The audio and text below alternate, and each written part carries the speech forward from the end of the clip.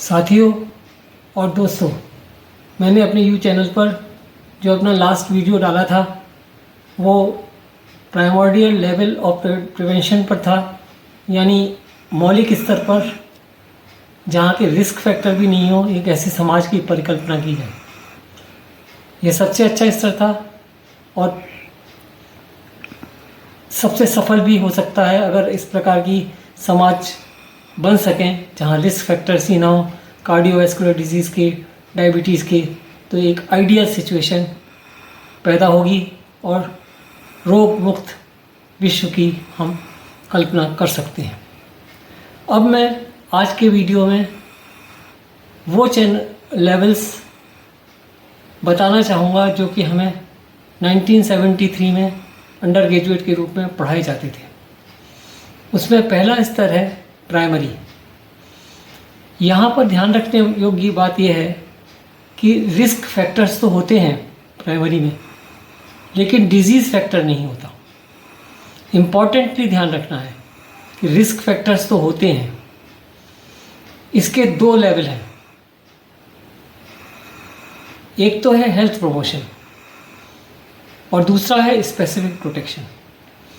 अब health promotion के बारे में आपको बताएं कि हेल्थ जो है उस पर एक्शंस मास लेवल पर लिए जा सकते हैं या इंडिविजुअल लेवल पर। हाई रिस्क स्ट्रेटजी भी होती है। तो मास लेवल पर जो एक्शंस लिए जाते हैं उसके एग्जाम्पल मैं आपको इंग्लैंड का देना चाहूँगा, जहाँ की 1800 और 1900 के बीच में इस प्रकार की बीमारियाँ थीं जो कि आजकल विकासशील देशों में या अविकसित देशों में आजकल पाई जाती हैं, जैसे कि पानी से जो बीमारियाँ होती हैं, वाटर बॉर्न डिजीज़ेस।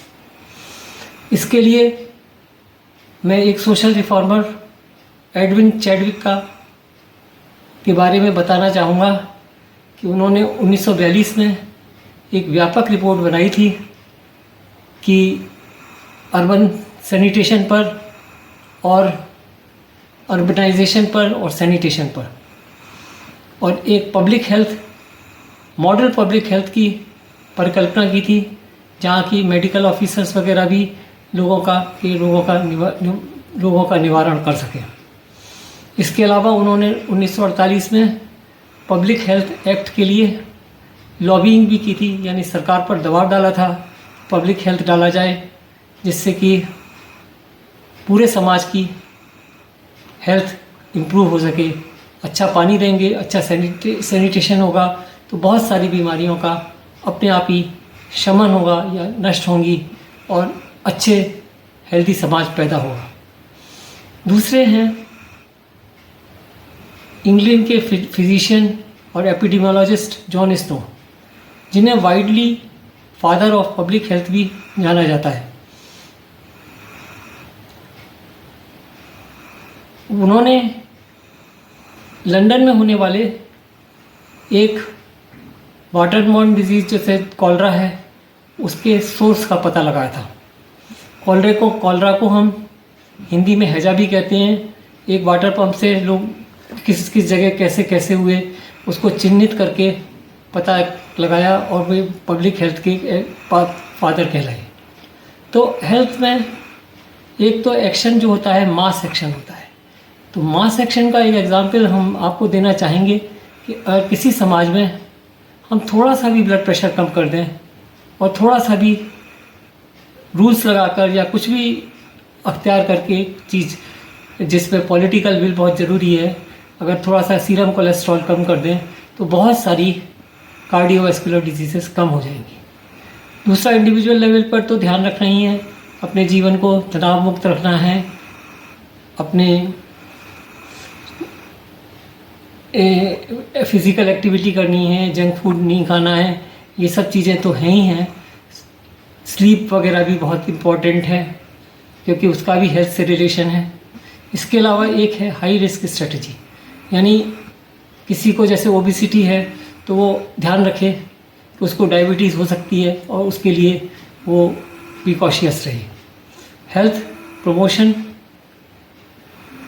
के बारे में आप समझ सकते हैं कि जनरल लेवल पर एक्सरसाइज करना, फिज़िकल इनएक्टिविटी ना करना, फिज़िकल एक्टिविटी करना, ये सब बहुत इम्पोर्टेंट है। दूसरा है स्पेसिफिक प्रोटेक्शन। स्पेसिफिक प्रोटेक्शन में जो एक पर्टिकुलर डिजीज़ के अगेंस्ट हम एक्शन करते हैं, जैसे कि बच्चा पैदा होता है, माँ बाप उसको बीसीजी का टीका लगवाने जाते हैं। यह टीबी के अगेंस्ट होता है। इसके अलावा बच्चों को लोग मीज़ल, मम्स, रूबेला या एमएमआर का टीका लगवाते हैं, या diphtheria, pertussis and tetanus, DPT का टीका लगवाते हैं। तो स्पेसिफिक चीज़ के लिए जैसे विटामिन ए ड्रॉप्स दी जाती हैं, वो रतौंधी या विटामिन ए की कमी की वजह से बच्चों को दी जाती है। जहाँ पे गोइटर वगैरह का फील्ड है, जिसे हिंदी में घेंगा भी कहते हैं, वहाँ पर आयोडाइज्ड सॉल्ट का प्रचलन है। तो एक स्पेसिफिक चीज़ के लिए अगर एक्शन होता है तो वो स्पेसिफिक प्रिवेंशन कहलाता है। नटशेल में इतना मैं हेल्थ प्रमोशन और स्पेसिफिक प्रोटेक्शन के बारे में बता रहा हूँ। इसके अलावा जो प्रेग्नेंट लेडीज़ हैं वो किसी आंगनबाड़ी सेंटर में जाती हैं या हेल्थ यूनिट में जाती हैं, तो उनको आयरन, फॉलिक एसिड की गोलियाँ दी जाती हैं जिससे कि एनीमिया ना हो। तो ये स्पेसिफिक प्रोटेक्शन है। दूसरा लेवल है अर्ली डायग्नोसिस एंड ट्रीटमेंट। जैसा कि नाम ही स्पष्ट है कि जल्दी बीमारी को पकड़ना और उसका उपचार कराना। यहाँ पे डिजीज़ है, पैदा हो गई है डिजीज़, लेकिन अर्ली स्टेज में है और उसका उपचार करके पूर्णतः निरोग हुआ जा सकता है। जैसे कि देखा जा गया है कि स्पूटम एग्जामिनेशन करते हैं, 2 हफ्ते से खांसी है, तुरंत टीबी डायग्नोसिस हो सकती है।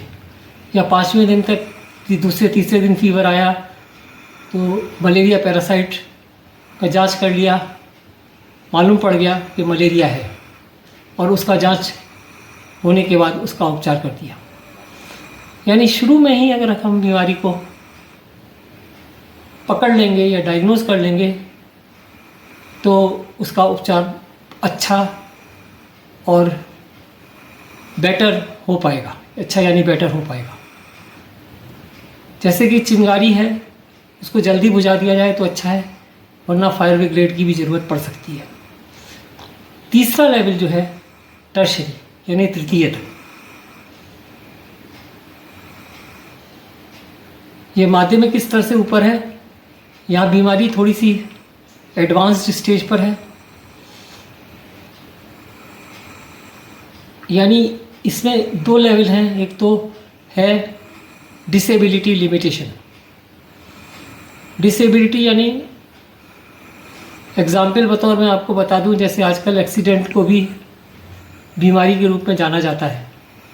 तो कोई एक्सीडेंट होता है तो उसको आप डिजीज़ मानिए, उससे जैसे पैर का लॉस हो गया तो उसको आप इम्पेयरमेंट मानिए, और व्यक्ति चल फिर नहीं सकता, उसको आप डिसेबिलिटी मानिए, और उसकी वजह से उसकी अगर व्यवसाय यानी नौकरी चली जाती है तो हैंडीकैप मानिए।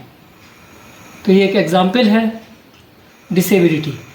जैसे पोलियो हो जाता था बच्चों को पहले, अब तो पोलियो का लगभग उन्मूलन हो चुका है, इरेडिकेशन होता है। तो उसको फिज़िकल ट्रेनिंग दी जाती थी जिससे कि कम से कम पैरालिसिस हो, या दूसरी न्यूरोलॉजिकल डिजीज़ेज हैं पैरालिसिस वाली, तो उसमें ये सब इम्पॉर्टेंट है। फिज़िकल ट्रेनिंग करवाना, फिजियोथेरेपी करवाना।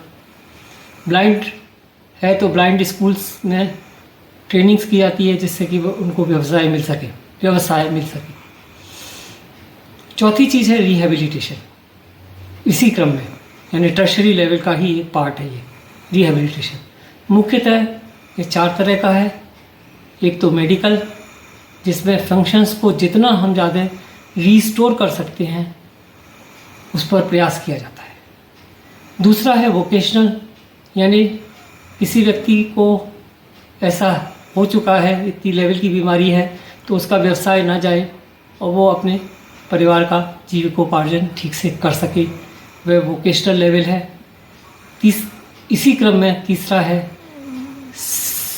सोशल, यानी जो व्यक्ति है वो सोशली इंटरेक्ट कर सके, उसमें कोई हीन भावना ना हो और वो कॉन्फिडेंसली अपने काम को आगे बढ़ा सके और लोगों से इंटरेक्ट कर सके। चौथा लेवल है साइकोलॉजिकल, जो कि सबसे बहुत मुख्य है कि बिना साइकोलॉजी के कोई चीज़ हराई नहीं जा सकती है। मन जीते जग जीत है, तो अगर मन को जीत लेंगे तो जग को जीत लेंगे। इस क्रम में मैं 2 मुख्य उदाहरण देना चाहूँगा। एक तो अपने एक बेहतरीन क्रिकेटर युवराज सिंह का, जो कि 2011 की वर्ल्ड कप में काफ़ी उनका महत्वपूर्ण योगदान था वर्ल्ड की कप में जीत दिलवाने के लिए। और उसके बाद ही उनको मालूम पड़ा कि उनको मीडियास्टिनल यानी एक तरह का लंग कैंसर है, और उसका उन्होंने अमेरिका में इलाज करवाया और सितंबर 2012 में ही वे दोबारा इंटरनेशनल क्रिकेट में आ गए और उन्होंने दिखा दिया कि साइकोलॉजी कितना इम्पोर्टेंट पार्ट प्ले करती है। और दूसरा एग्जाम्पल जिनका मैं और अधिक आदर पूर्वक लेना चाहूँगा, वो लेडी हैं एक सुधा चंद्रन, जिन्हें नाचिने मयूरी के नाम से भी जाना जाता है, जिनका एक पैर का लॉस हो गया था किसी एक्सीडेंट में, लेकिन उन्होंने कभी हीनता की भावना नहीं रखी और यहाँ तक कि वो केदारनाथ तक भी गई। ऐसे 2 लोगों का एग्जाम्पल रखते हुए उनसे प्रेरणा लेनी है और किसी भी स्तर पर कोई बीमारी है उस पर प्रहार करना है। अब मैं अगले जो वीडियो हैं वो डालूँगा आपको हिस्ट्री ऑफ मेडिसिन में, फिर उसके बाद बीमारियों पर आएंगे, क्योंकि हिस्ट्री ऑफ मेडिसिन की बात करनी बहुत ज़रूरी है, जिसमें भारतीय चिकित्सा पद्धति की गौरव गाथा भी हम आपको बताएंगे। उम्मीद करते हैं कि आप चैनल को सब्सक्राइब करेंगे और आने वाले बहुत से चैनल न्यूट्रिशन पर और बहुत काफ़ी विषय वस्तुओं पर हम प्रकाश डालेंगे। ऐसा मेरी आपसे गुजारिश यानी अनुरोध है कि आप इस चैनल को सब्सक्राइब करें और लाइक करें।